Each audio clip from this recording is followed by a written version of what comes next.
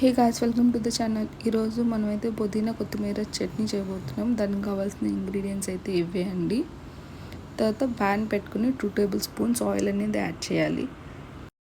Add చేసిన తర్వాత next ground nuts అనేది యాడ్ చేసుకోవాలండి. యాడ్ చేసుకున్న తర్వాత కొంచెం బాగా వేయించుకొని పక్కకి బౌల్లో తీసేసుకొని పెట్టుకోవాలి.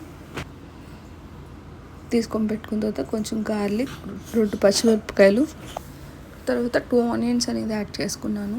తర్వాత మెత్తగా సాటేట్ చేసుకున్న తర్వాత టమోటాస్ అనేది యాడ్ చేయాలండి. అది బాగా మెత్తగా ఉడకాలి టమోటాస్ అనేది. తర్వాత ఉప్పు, పసుపు వేసి యాడ్ చేశాను. బాగా వేగిన తర్వాత మళ్ళీ పల్లీలని మళ్ళీ యాడ్ చేశాను. తర్వాత కొత్తిమీర, పుదీనా అనేది యాడ్ చేశాను. తర్వాత మంచిగా కొత్తిమీర, పుదీనా ఉడికేదాకా కొంచెం యాడ్ చేయండి. లాస్ట్లో పుదీనా, కొత్తిమీర యాడ్ చేస్తే సరిపోతుంది, తొందరగా ఉడికిపోతుంది.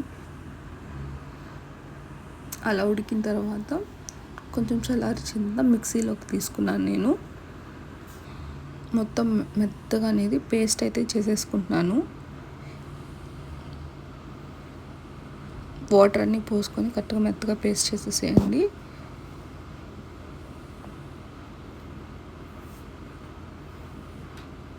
ఇలా చట్నీ అవుతుంది. తర్వాత పోపు పెడుతున్నాను. కొంచెం ఆయిల్ అయితే నేను పోపులోకి ఆయిల్ కొంచెం అయితే 3 టేబుల్ స్పూన్స్ దాకా అయితే తీసుకున్నాను.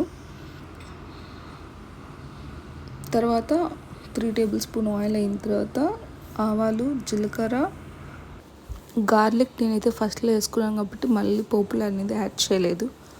సో కరివేపాకు అండ్ ఎండుమిరపకాయ అయితే యాడ్ చేసేసుకున్నాను. తర్వాత దీంట్లో అయితే మిక్స్ చేసేసుకున్నానండి. మీరు రైస్లోకి చేసుకోవాలంటే కచ్చాపచ్చిగా దంచుకోండి. ఇట్లా ఫైన్ పేస్ట్ అయితే చేసుకోవద్దు. మేమైతే ఇడ్లీలోకి చేసుకున్నాం కాబట్టి ఇట్లా ఫైన్ పేస్ట్ చేసుకున్నాను. Thank you for watching. Bye bye. Good night అండి.